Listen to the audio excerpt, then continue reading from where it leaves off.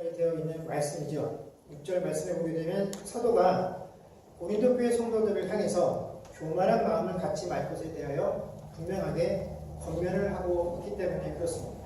그러나 사도 바울이 하고 있는 이 권면의 근거는 세상의 지혜이거나 혹은 자신의 오랜 경험을 토대로 해서 그들에게 교만하지 말라라고 말씀한 것이 아니라 이 모든 근거를 하나님의 말씀에 두고 있다라는 것입니다. 사실 교회 안에서 이루어지는 모든 교훈이나 권면들은 다 말씀에 근거하여 있는 것들입니다. 그러나 오늘 바울 사도만큼 이렇게 단호하게 고린도 교회 성도들을 향해서 기록된 말씀 밖으로 넘어가지 말라라고 함으로써 이 교만이라는 것이 단순히 내가 다른 사람들 앞에서 잘난 척하고 싶어하는 이런 성품에 관한 문제가 아니라 이 교만이라는 것은 말씀 안에 거하라는 하나님의 뜻을 고의적으로 거부하는 것이기 때문에 교만하지 말라라고 권면을 하고 있다는 것입니다. 따라서 오늘 저희도 이 말씀을 대할 때 교만하지 말라라는 이 성경의 교훈을 단순히 우리가 사람들이 편안하게 살고 우리가 그리스도인으로서의 인품을 보여주기 위한 그런 충고가 아니라 하나님께서 우리에게 분명하게 고지하신 명령이다라는 사실을 인지하고 이 말씀을 대해야 할 것입니다. 그럼 바울 사도가 지적한 고린도 교회의 교만이라는 것은 뭐냐면 그들은 각각 자신이 지지하는 그 교회 지도자들을 따라서 그들이 4개의 파로 분당을 했다라는 것입니다. 이 고린도 교회는 그 성도들이 4개의 지도자들을 그들의 우두머리로 삼아 각각 분당을 하는 경향이 굉장히 강했습니다. 그 대표적인 게 바로 바울파, 아볼로파, 베드로파, 그리고 예수파였습니다. 그리고 이런 분당이 발생하게 된 배경은 다름 아니라 이 고린도 교회에 바로 각종 은사가 충만했기 때문에 이런 분당이 벌어지게 되었다라는 것이죠. 그들은 각각 자신이 받고 있는 자신에게 허락되어진 이 은사들을 자랑하고 다른 사람이 받은 은사들보다 내가 가지고 있는 은사가 더 뛰어나다라는 사실들을 증명하기 위해서 나와 똑같은 생각을 가지고 있는 그 지도자들의 말을 인용하기 시작했다라는 것입니다. 야, 바울이 이렇게 말했어. 그러니까 이게 더 중요해. 또 어떤 일은 야, 아볼로가 이렇게 가르쳐줬어. 또 어떤 일은 게바가, 또 어떤 일은 예수가 이렇게 말했으니까 이게 더 중요해. 라고 하면서 서로 내가 가지고 있는 것, 내가 주장하는 것이 더 옳고 중요하다라는 사실들을 강조하려다 보니까 내가 가지고 있는 은사와 다른 것, 내가 주장하는 바와 다른 것들을 내세우고 있는 사람들, 그 사람들이 근거로 삼고 있는 지도자들은 어떻게 됩니까? 한꺼번에 싸잡아서 비난을 하게 되었다라는 것입니다. 그런데 그 4명의 지도자들 중에서 특별히 이 사도 바울은 그 외모가 아주 볼품이 없었기 때문에 그 볼품없는 외모 때문에 사람들에게 비난을 받을 때가 많았고 또 이 바울이 선교하는 그 현장에서 그가 선교를 할 때마다 당하는 이 박해받는 이 모습 때문에 사람들에게 여전히 또 비난과 또 조롱이 대상이 되어야 했다라는 것입니다. 지금 이 서신서를 쓰고 있는 이 상황에서도 마찬가지였다라는 것이죠. 그러나 오늘 바울은 그 고린도 교회 성도들을 향해서 야, 너희들은 우리를 지도자로 삼아서 각각 분당을 하고 서로 상대방을 비난하고 공격하지만 너희들이 우두머리로 삼고 있는 나와 아볼로를 봐라. 우리는 단 한 번도 의견의 대립을 가져본 적이 없다. 우리는 한 번도 누가 더 중요하다거나 누구는 나보다 더 못하다는 것으로 인해서 분란을 일으켜 본 적이 없다. 그러면 당당하게 바울은 자신과 아볼로가 이 관계의 문제를 통해서 너희들에게 본을 보여줬다라고 자신있게 말하고 있다라는 것이죠. 그런데 이렇게 지도자들은 그들에게 바른 모습을 보여줬음에도 불구하고 이 고린도 교회 성도들은 그런 것들을 배우지 못했다라는 것이죠. 사도 바울이 이 고린도 교회에 대해서 너희가 교만의 마음을 품지 말라라고 말을 했을 때 그 교만의 특징을 서로 대적합니다라고 설명한 것에서도 우리가 알 수 있는 것처럼 여러분 교만하려면 무엇인가 가진 것이 있어야만 교만할 수 있다는 것입니다. 그것도 내가 가지고 있는 것이 남이 보았을 때 부러워할 만큼의 가치가 있어야 여러분 교만도 피울 수가 있다는 것이죠. 아무것도 가진 것이 없는 사람은 교만할 수 없고, 또 설사 내가 뭔가 가졌다라고 할지라도 그걸 다른 사람들이 보면서 가치를 인정해 줄 만한 그런 대상이 아니면 그런 것은 사람은 내가 설사 가진 것이 있다라고 할지라도 교만할 수 없다라는 것이죠. 그러다 보니까 세상은 사실 이 교만한 것을 그렇게 문제 삼지 않습니다. 왜냐하면 교만도 그 사람에게 능력이 있어야, 그 사람에게 실력이 있어야, 그 사람이 가진 것이 많아야 할 수 있는 일이기 때문에 그렇다라는 것이죠. 그래서 우리가 봤을 때, 야, 저 사람 참 교만하고 그 교만 때문에 주변에 있는 사람들이 힘들겠구나 하는 것을 알면도 불구하고 그 사람이 가지고 있는 것이 너무 많아서, 그 사람의 사회적 지위가 너무나 높아서 우리가 그것들을 다 알면도 불구하고 그 사람의 방침에, 그 사람의 말에, 가르침에 우리는 순응하며 살아갈 때가 훨씬 더 많이 있다는 것입니다. 그러나 교회는, 성도는 결코 그럴 수 없다라는 것입니다. 왜냐하면 성도는 자랑할 것이 하나도 없는 존재이기 때문에 그렇죠. 7절에서 사도 바울은 누가 너를 남달리 구별하였느냐? 내게 있는 것 중에 받지 아니한 것이 무엇이냐? 내가 받았은즉 어찌하여 받지 아니한 것 같이 자랑하느냐라고 고린도 교회 성도들에게 반문하고 있다는 것입니다. 야, 너희들이 서로 그렇게 내가 받은 은사가 더 크고 중요하다라고 말을 하는데, 야, 그 중에 네가 선물을 받지 않은 것 있느냐? 네가 노력해서 받은 게 있느냐? 하고 사도 바울이 지적을 하고 있다는 것입니다. 여러분, 고린도전서 12장에 보면 은사와 성령의 관계들을 설명하면서 사도 바울은 이렇게 이야기를 합니다. 각 사람에게 주어진 은사는 그 어떤 것도 그 사람이 하나님께, 하나님 내가 이거 갖고 싶으니까 이것을 저에게 주세요 라고 했기 때문에 허락되어진 것이 없다라고 이야기를 합니다. 각 사람에게 은사가 주어진 것은 누가요? 성령께서 각 사람을 따라 주시고 싶은 대로 주셨다라고 성경이 우리에게 가르쳐주고 있다라는 거죠. 오직 성령의 뜻대로 우리에게 그 다양한 은사들이 허락이 되어진 것입니다. 그리고 이 다양한 은사들을 사람에게 허락해 주실 때 성령께서는, 야, 누구의 은사가, 어떤 은사가 더 가치가 있다거나 더 중요하다라고 평가를 하신 적이 없다라는 것입니다. 각자에게 주어진 은사들은 그 사람의 믿음이나 그 사람의 신앙을 판단할 수 있는 아무런 기준이 될 수 없다라는 것이죠.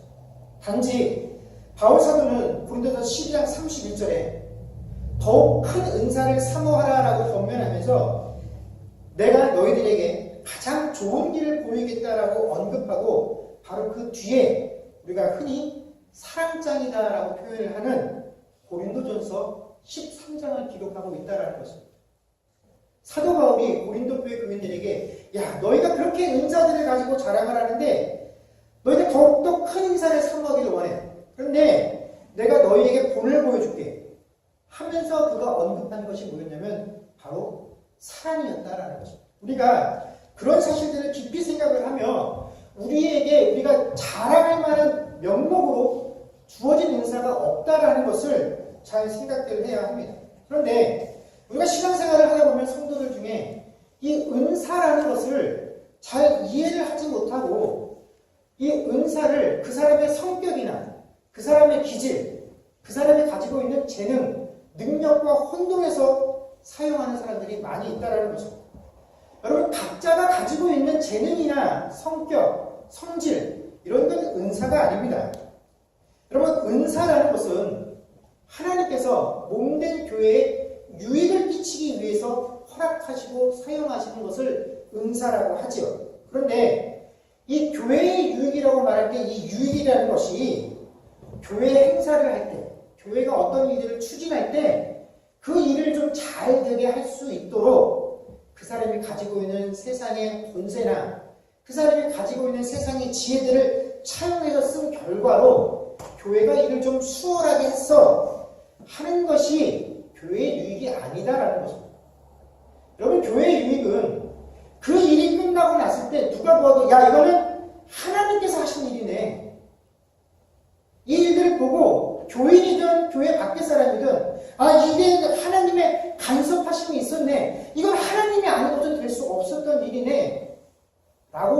수 있는 것이 교회의 유익이지, 교회가 세상과 경쟁하는데 조금 더 수월하게 그 일을 했다고 하는 것이 그 사람의 은사가 아니다라는 것입니다. 예를 들면 제가 옛날에 어느 교회를 섬길 때 단기 선교를 가는데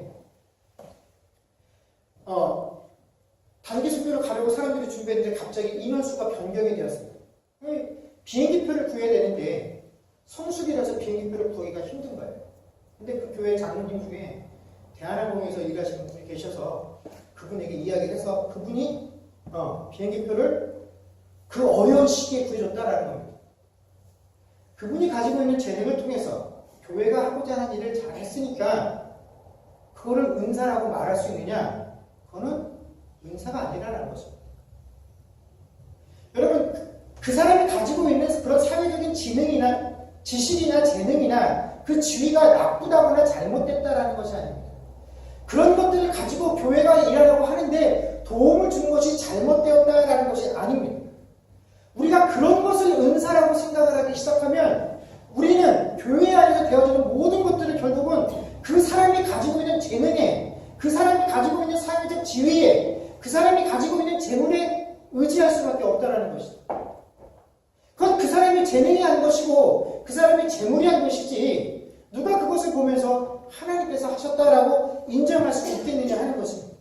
물론 하나님께서 그 순간에 이 일을 위해서 그런 곳에 일하시는 장로님은 우리 교회에 이미 수십 년 전에 박아놓으셨다라고 말하면 뭐 그것도 어쩔 수 없는 일이나, 여러분, 은사는 결코 그런 것으로 평가되어지는 것이 아니다라는 것입니다. 교인이 하면, 교회가 하면 다 은사가 되는 것이 아니다라는 것이죠. 그럼 제가 어릴 때 저희 어머니께서 저희 어린 삼남매에게 방언을 하게 해주고 싶으셨어요. 저희 어머니님이 방언을 하시고, 그래서 저희들이 의지와는 상관없이 저희들 삼남매를 방언을 받게 해주시겠다고 산기도로 계속 데리고 다니셨죠. 옛날에는 그 산 같은 데 가면 기도원이라고 있는데 그 기도원 원장들이 하나같이 하는 말이 자기가 줄 수 있다라는 겁니다. 자기가 시키는 대로 하면 된다라는 것이죠. 아마 경험해 보신 적이 많으실 텐데 그런 분들이 뭐라고 가르쳐주십니까? 할렐루야를 계속 반복하라고 가르쳐줍니다. 기도하면서. 그러다가 되는 경우도 있고 안 되는 경우도 있죠. 안 되면 그분들이 뭐라고 합니까? 네가 의심해서 안 되는 거다 라고 얘기를 하죠. 나한테 와서 방언을 못 받고 간 사람이 없다라고 얘기를 한다는 것입니다. 여러분, 지금 생각해보면 사이비 중에도 이런 사이비가 없는데 그때는 우리가 이것들을 믿음이다라고 생각을 하고 신앙이다라고 생각을 하고 이런 것을 쫓아다녔다라는 것입니다. 여러분, 방언은 그 원장들이 주는 게 아니죠. 방언은 성령께서 주시는 것입니다. 그렇기 때문에 방언을 못하는 건 결국 우리들의 책임이 아니다라는 것이죠. 방언을 못 받았다고 해서 우리 정성들이 부족하는 것을 의미하는 것도 아닙니다. 성령께서 그 사람에게 방언을 주시고 또 어떤 에게는 방언을 안 주신 이유를 저는 알지 못합니다. 왜냐하면 성령께서 알아서 하는 일이기 때문에 제가 왜 성령께서 그렇게 하셨는지 그 이유를 알 방법이 없다라는 것이죠. 그런데 이 우리 사람의 심리라는 것이 다른 사람에게는 없는 무언가가 내게 허락되어지면 우리는 금방 그것을 가지고 뭘 하냐면 선을 긋는다라는 것입니다. 나는 방언할 줄 아는 사람, 당신은 방언할 줄 모르는 사람, 이렇게 해서 편가름을 하는 것, 이것이 우리의 속성이다라는 것입니다. 우리가 숱하게 경험들을 해왔고 오늘 이 고린도 교회의 경우를 통해서 보여주는 것처럼 여러분, 은사가 많고 은사가 풍부하다라는 것 자체가 결코 그들의 신앙이나 믿음이 혹은 그들의 인격이 뛰어나다는 것을 결코 증명해 주는 것이 아니다라는 것입니다. 이런 교만한 고린도 교회 성도들의 모습을 바울은 오늘 이렇게 표현하고 있습니다. 8절 말씀을 보면 너희가 이미 배부르며 이미 풍성하며 우리 없이도 왕이 되었도다. 우리가 너희와 함께 왕노릇 하기 위해 참으로 너희가 왕이 되기를 원하노라 라고 이야기를 하고 있습니다. 이게 무슨 말이냐면 너희들은 이미 배부르고 풍성하다는 것입니다. 너희들 스스로 자기 자신의 믿음에 관해서 왕과 같은 존재로 여기고 있다는 것입니다. 자기가 스스로 판단하기를 나는 최고의 경지에 이르렀다라는 것입니다. 그러나 8절 하반절에 바울은 그런 그들을 향해서 뭐라고 말하냐면 나는 아직도 왕의 위치에 오르지 못했는데, 너희들에게 복음을 전하고 너희들에게 예수를 가르쳐준 나도 아직 왕의 자리에 오르지 못했는데 너희는 왕의 자리에 벌써 올랐구나. 부럽다. 나에게 배운 너희들이 왕의 자리라는 것이 확실하면 좋겠다. 왜냐하면 너희들이 왕이면 너희들을 가르친 나도 왕이 될 수 있을 테니까 라는 것이 이 8절의 말씀이다라는 것입니다. 그리고 이 문제에 대해서 더욱더 고린도 교회 성도들을 부끄럽게 하기 위해서 다시 9절을 언급합니다. 내가 생각하건대 하나님이 사도인 우리를 죽이기로 작정된 것 같이 끄트머리에 두셨으며 우리는 세대 곧 천사와 사람에게 구경거리가 되었노라 라고 설명을 하고 있다는 것입니다. 이게 무슨 말이냐면 여러분 고대에는 나라와 나라 사이에 전쟁이 있게 되면 패망한 나라와 승리한 나라가 당연히 생기게 되겠죠. 그러면 이 승리한 나라는 그 승리의 기쁨을 표시하기 위해서 개선 퍼레이드를 하게 됩니다. 그때 그 개선하는 퍼레이드의 가장 앞에는 누가 서게 됩니다. 그 전쟁을 승리로 이끈 왕이나 장군이 앞장서게 되고 또 그 전쟁의 승리에 공헌한 그 공헌의 순서들을 따라 이렇게 사람 순서들이 쭉 배열돼서 백성들 앞을 지나가게 됩니다. 그러면 그 백성들이 어떻게 하겠습니까? 그들에게 환호하고 그들에게 환대를 표시해 준다라는 것이죠. 그리고 그 순서대로 쭉 사람들이 지나가고 나면 맨 뒤에 누가 따르게 되냐면 그 전쟁에서 패한 상대국, 옛날로 말하면 노예들이 맨 뒤를 따르게 됩니다. 그리고 그 노예들의 가장 끄트머리에 누가 주치하냐면 그 패전국의 왕이나 그 패전국 군대를 지휘했던 장군이 맨 마지막에 서게 되었다는 것이죠. 그래서 그들이 지나갈 때는 어떻게 했습니까? 수많은 시민들이 그 앞에 보였던 환호 대신에 그들이 지나갈 때는 조롱과 야유를 던진다는 것이죠. 그리고 맨 마지막에 지나가는 그 한 사람은 어떻게 될 사람입니까? 그 사람들이 보는 앞에서 처형을 당할 자라는 것입니다. 바로 그런 행렬의 맨 끝에 누가 서 있다라고 사도 바울이 고백하고 있냐면 내가 바로 그런 자리에 서 있다라고 고백을 하고 있다는 것입니다. 여러분 물론 그런 일은 없겠지만 만약 하나님께서 하나님을 알고 있는 지식과 또 너희가 살아생전에 그 땅에서 하나님의 나라와 그 의를 세우는 데서 가장 큰 공을 세운 순으로 이 하나님 나라 앞에 개선 행진을 하게 시키셨다라고 한다면 여러분 사도 바울은 그 개선 행진 중에 몇 번째쯤 서게 될까요? 뭐 맨 처음은 아니라라고 할지라도 아마 그는 최소한 10손가락 안에는 드는 사람이 될 것입니다. 우리도 그 사실에 동의할 것입니다. 만약에 그렇지 못하다라고 한다면 우리는 하나님 우주가 좀 잘못됐습니다 라고 우리가 바울을 대신해서 하나님께 항변할 수도 있을 것입니다. 그러나 우리의 그런 생각과는 정반대로 바울은 스스로 자신의 위치를 어디에 두고 있냐면 온갖 수와 모멸을 감내해야 되는 그 행렬의 가장 끝자리가 내 자리다라고 이야기를 해주고 있다는 것입니다. 그리고 실제로 복음을 전하고 있는 그가 경험하고 있는 그 일상들이다라는 것은 항상 줄이고 목마르고 헐벗고 메말고 내가 거할 처소조차 없는 그런 삶이 너희들에게 복음을 전하고 너희들에게 하나님 말씀을 가르쳤던 내 삶의 본 모습이다라고 그 고린도 교회 성도들에게 말하고 있다는 것입니다. 심지어 고린도 교인들에게 서신을 쓰고 있는 이 시간까지도 내가 처한 상황은 너희들이 스스로 왕과 같은 자리라고 여기고 있는 그런 자리와는 거리가 먼 항상 죽음을 눈앞에 두고 있는 바로 그 행렬의 맨 끝에 위치해 있다라고 이야기하고 있다는 것입니다. 이것이 복음을 전파하는 일을 감당하고 있는 바울이 스스로 그 인생의 삶 가운데 내 인생이 위치한 자리다라고 이것이 나의 정체성이다라고 고백을 하고 있다는 것입니다. 이것은 고린도 교회 교인들을 향해서 내 신세가 이렇다라고 자신의 신세를 한탄하는 것이 아니죠. 지금 바울은 고린도 교회 성도들을 향해서 그들이 가지고 있는 성도가 되었다라는 것이 무엇인지에 대한 심각한 오해를 지적하고 있다라는 것입니다. 고린도 교회 성도들은 우리가 예수를 믿고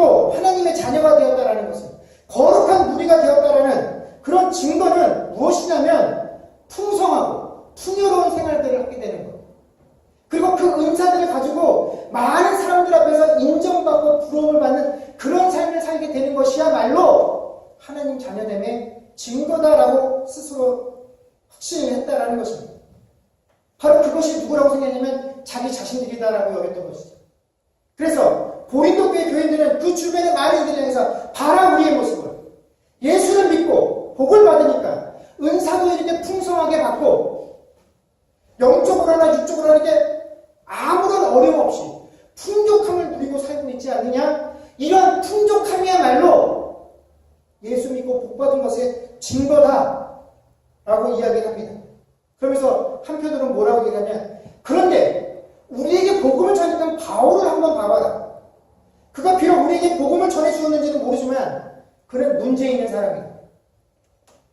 그에게 복음을 배운 우리도 예수 믿고 나니까 이렇게 영적으로 풍성하고 세상적으로도 풍족한 삶을 살고 있는데, 사도라고 하는 사람이 어떻게 가는 곳마다 복음을 전할 때 저렇게 핍박을 받고 고난을 받고 하물며 잠잘 것도 제대로 없어서 저런 것을 우리에게 하소연하고 있느냐?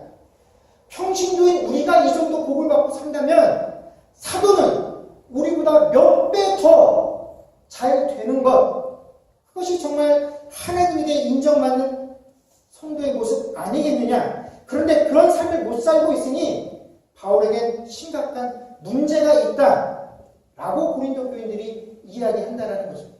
그런데 바로 그 고린도 교인들이 가지고 있는 논리를 가지고 사도 바울은 반대로 그들에게 설명을 하고 있다는 것입니다. 너희들이 보기에 너희는 지혜로운 자 같고 나는 환난으로 인해서 고통받고 있는 것 같이, 너희들의 눈에 보니까 나는 너희들만 못한 것 같이, 그래서 너희가 내 이 당하고 있는 환경들을 바라보며 네가 정말 사도가 맞느냐라고 의심을 하고 있지. 그렇다면 한번 보아라. 너희들이 사도라고 말하는데 왜 저렇게 어려움과 곤란 가운데 있지? 하는 내가 이 정도 수준이라고 하면 나에게 복음을 전수받고 하나님을 배운 너희들이 스스로 왕이다라고 표현하는 게 가당키나 하냐? 라고 바울이 고린도 교회 교인들을 향해서 반문을 하고 있다는 거죠. 이것이 동서고금을 막론하고 예수를 믿는다라고 하는 신자들이 가지고 있는 가장 불행한 오해다라는 것입니다. 우리는 항상 좋은 신앙이나 본받고 싶은 믿음의 모습들을 풍성함 속에서 찾으려고 합니다. 보는 이들이 부러워하는 삶을 살게 되는 것, 이것이 하나님 잘 믿은 결과다라고 생각들을 하죠. 그래야 세상 사람들도 우리가 전하는 복음에 관심과 흥미를 느낄 수 있을 것이다라고 믿기 때문에 그렇습니다. 그래서 어느 순간부터 교회는 이 세상을 향해서 더 이상 회개하라는 얘기를 하지 않습니다. 물론 교회가 세상의 죄를 없애주는 기관은 아닙니다. 교회 역시도 예수 그리스도께서 자신의 죄의 문제를 해결해 주셨다라는 사실을 깨닫고 그 사실을 믿고 고백하는 사람들의 공동체일 뿐이지, 교회가 세상의 죄를 씻어줄 수는 없습니다. 그러나 이제는 아예 교회가 처음부터 죄의 문제는 덮어둔 채로 그냥 세상 사람들이 가지고 있는 아픔을 치료하겠다라고 이야기를 하고 그들에게 긍정적인 메시지를 던지려고 하고, 하나님께서 사람들이 행복해지기를 원한다라고 세상에 메시지를 던져주고 있다는 것입니다. 예수를 믿어 죄 씻음을 받아야 한다라고 외치는 것이 아니라 예수 믿고 복 받으라라고 가르치고 있다는 것입니다. 예수 믿으면 여러분들이 가지고 있는 모든 인생의 어려움들이 해결이 되어지고 인생에 막힌 문제들이 해결되어지고 그 막힌 문들이 열린다라고 이야기를 한다는 것입니다. 근데 여러분, 이런 광고는요, 제가 옛날에 대학교 다닐 때 스포츠 신문 보면 그 스포츠 신문 하단에 어렵고 힘든 일이 있으면 우리 무당에게 연락해달라고 그 무당 사진하고 전화번호 찍힌 것하고 틀릴 게 뭐가 있겠어요? 그 무당 사진 내에 교회 사진하고 목사 사진이 붙은 것 뿐이지 그들이 하고 있는 것과 하나도 다른 것이 없다라는 것입니다. 그리고 교회는요, 욕심이 많아서 그 복도 적당히 채워지는 것으로는 만족을 하지 못합니다. 그래서 온통 기도하려고 보면 풍성하고 충만하고 꾹꾹 눌러 담아서 흔들어 넘치도록 부어달라고 하지 적당히 부어달라는 말은 하지도 않는다는 것입니다. 그러나 주님은 우리에게 뭐라고 가르치셨냐면 옛사람을 버리고 새사람을 입으라라고 말씀하셨다는 거죠. 그런데 우리는 옛사람을 벗으려 하지도 않고 새사람을 입으려 하지도 않는다는 거죠.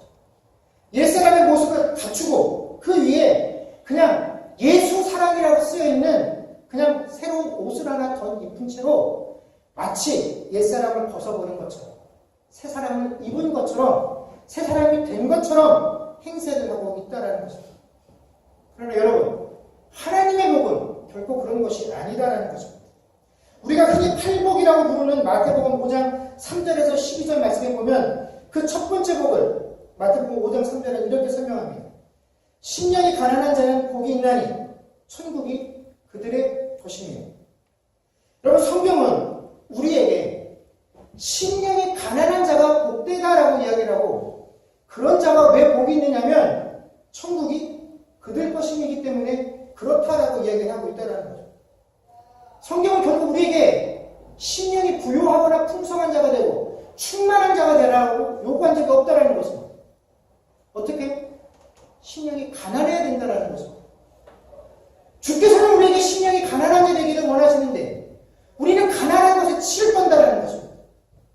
어떻게 해서든지 채워야 되고 어떻게 해서든지 풍족해야 되고 다른 사람보다 하나라도 더 많아야 만족하는 것이 우리들의 습성이 되었다라는 것입니다.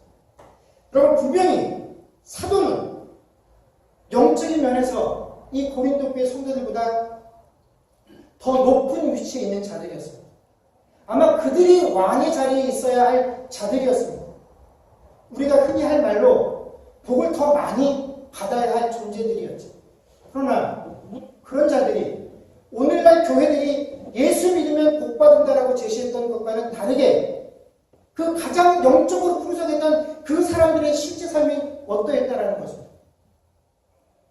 항상 굶주리고 항상 헐벗고 항상 정처 없었고 내 하루하루의 삶은 목숨을 내어놓고 죽음을 직면한 상태에 살아가는 것이 바로 그 사도들의 실제 모습이었다라는 것입니다. 그리고 이것이 사도 바울이 알고 있었던 성도의 모습이고 성도의 복이다라는 것입니다. 세상이 흠모할 만한 것이 전혀 없다라는 것이죠.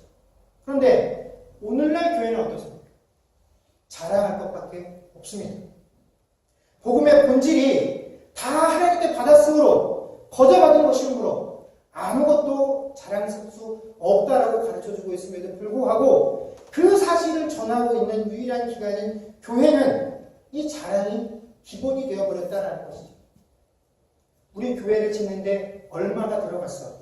우리 교회는 몇 명이 모여? 우리 교회 장로가 몇 명인데 그 많은 장로들 중에서 내가 수석 장로야? 목사들도 모이면 우리 교회 성도들은 몇 명이야?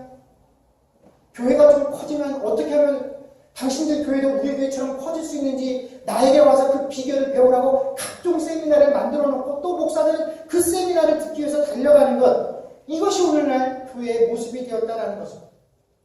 여러분, 누구도 자신들에게 허락되어진 것이 하나님의 은혜다라는 사실을 인정하지 않기 때문에 그렇습니다. 내가 내 헌금으로 교회를 지었고 내가 가지고 있는 지식과 헌신으로 내가 장로의 자리에 올랐고 목사가 가지고 있는 그 영성으로 이만큼 부흥이 되었지 어디 하나님께서 해주셨기 때문에 라는 것이 있습니다. 여러분, 교회가 부흥하는 것을 어떻게 설명합니까? 주께서 하신 일입니다. 무엇으로 그것들을 가르치겠습니까? 그러나 가르치고 있고 그것을 배우러 다닌다는 것입니다. 여러분, 영적인 것, 신앙적인 것, 믿음은 여러분 그 자체가 가난해야 합니다. 낮아지고 겸손해져야 하는 것입니다. 우리가 잘 알고 있는 종교개혁자였던 칼빈은 스위스 제네바에서 제네바 교회에서 목회를 하고 있을 때 교회의 장식들을 다 치워버리고 오직 교회 안에 강대상 하나만을 두고 목회를 했습니다. 또 그는 평상시에 실제 삶도 너무나 초라한 삶이었기 때문에 그 제네바시에서 아주 작고 초라한 집에 살고 있어서 어느 날 이 칼빈과 신학적인 논쟁을 펼치기 위해서 그 로마 교회 학자가 칼빈의 집을 찾아갔는데 도무지 칼빈의 집을 찾을 수가 없어서 그 동네에 살고 있는 사람에게 물어 겨우 그 집을 찾을 수 있었다라고 합니다. 자기들이 알고 있기에 이 종교개혁을 이뤄낸 이 위대한 지도자가 살고 있는 집이다라고 한다면 어디에서라도 누구라도 알아볼 수 있는 그런 위치에 있을 것이다라고 여겼으나 실제 그렇지 않았다라는 것이죠. 여러분, 영적인 것, 신앙적인 것은 자랑할 것이 하나도 없습니다.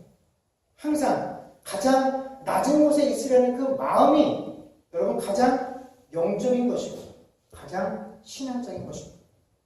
이렇게 설교하고 있는 저조차도 제가 무슨 자격이 있어서 여러분들에게 겸손해지라라고 할 수 있겠습니까? 저에게도 그런 자격은 없습니다.